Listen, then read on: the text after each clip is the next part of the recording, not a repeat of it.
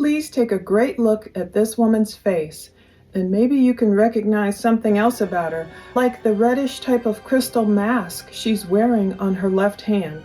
Cops in Miami are reaching out to the public to find out who she is, potentially before she harms anyone else. Now, it was yesterday, Tuesday, May 17th, 2023, when Miami police released this security video of the woman getting on an elevator with her victim and then leaving his apartment by herself.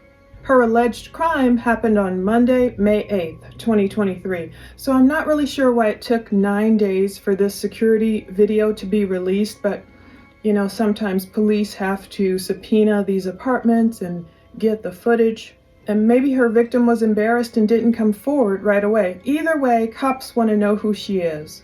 That's because she's accused of slipping something in this guy's drink that she met. He's anonymous, but apparently he's pretty moneyed because he met this woman at a club on Monday. It's called the Dirty Rabbit Wynwood Club. It's in Miami, and apparently their tables and bottle service and all that, it goes for a pretty penny. I was looking up their Instagram and on their website. But cops say they need assistance in identifying the woman seen in the video. According to cops, she drugged her victim's drink, and as soon as he fell asleep, she made off with a whopping $600,000 worth of his jewelry. It occurred May 8th, downtown Miami, and cops are urging you to call them if you recognize her or to contact Crime Stoppers. According to WSVN, the Dirty Rabbit Wynwood Club in Miami is where the victim met this woman. Apparently, he said, "Let's go back to my apartment," and I'm sure the dollar sign started blinking in her eyes. So I guess the Dirty Rabbit is at 151 Northwest 21st Street in Miami. And this guy, her victim, lives only a 10-minute drive away at the Paramount Miami World Center. It's some huge 60-story condominium tower located at 851 Northeast 1st Avenue. Even though the news station says the guy lives in a penthouse, it's 60 stories, and the news station said she took the elevator down 37 flights. We don't know her victim's name. We don't know if he truly lived in a penthouse apartment. Maybe he does, but we know he had a lot of money, if not great discernment, for bringing a woman home to his apartment that he didn't know. But either way, he's still the victim. He should not have been drugged. This woman offered to pour his drink.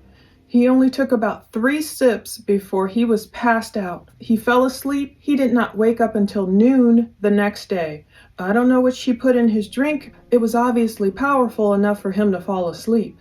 Apparently she waited for him to fall asleep, and that's when she left with $600,000 in jewelry, and she took those double blue cups with her. You can tell when she gets on the elevator in the footage, she has her phone in one hand and she has her cup and his cup. Apparently she took her DNA with her and took his cup so cops won't figure out what she drugged him with.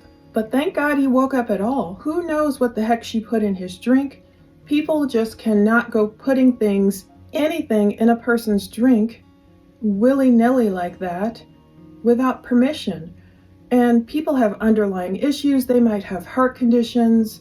A person might not even know what they're dosing. It's so dangerous. It could have been deadly. So again, the news talks about her taking the 37 flights down with those cups. I think someone will recognize her, especially it's kind of good footage. We don't have the clearest photo of her face, but we get to see her hair, her features, and we get to see a lot.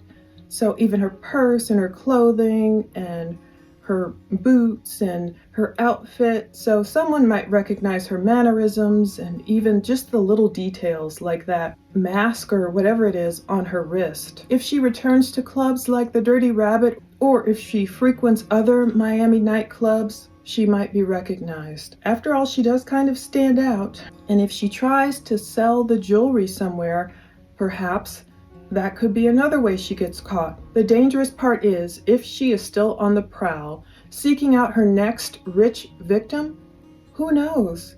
Throwing stuff in his drink or water or something like that, who knows if she might actually kill the next person.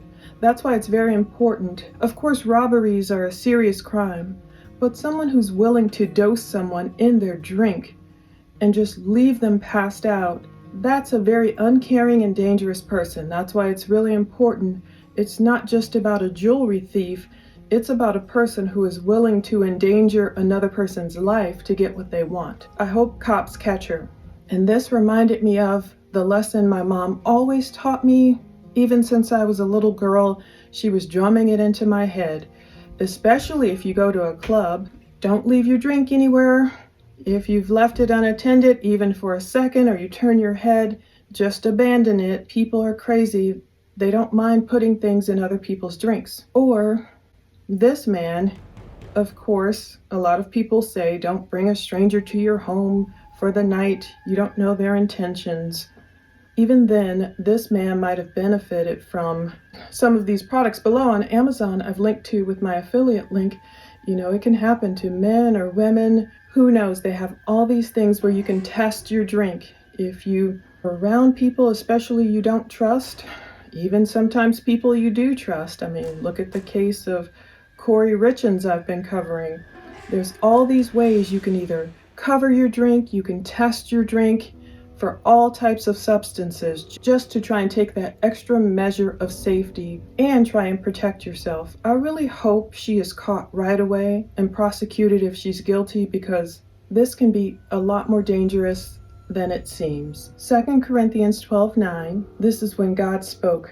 But he said to me, my grace is sufficient for you, for my power is made perfect in weakness. Therefore, I will boast all the more gladly about my weaknesses, so that Christ's power may rest on me. Well, hopefully this woman is caught. Hopefully her victim gets all of his jewelry back. Thank God he's alive and has his health back, we hope, and he could probably do for, as could a lot of people, substances to test and protect their drinks. It's really sad that it's come to that, but at least we have a lot more ways of protecting ourselves these days, a lot more ways to be proactive than in the days of old.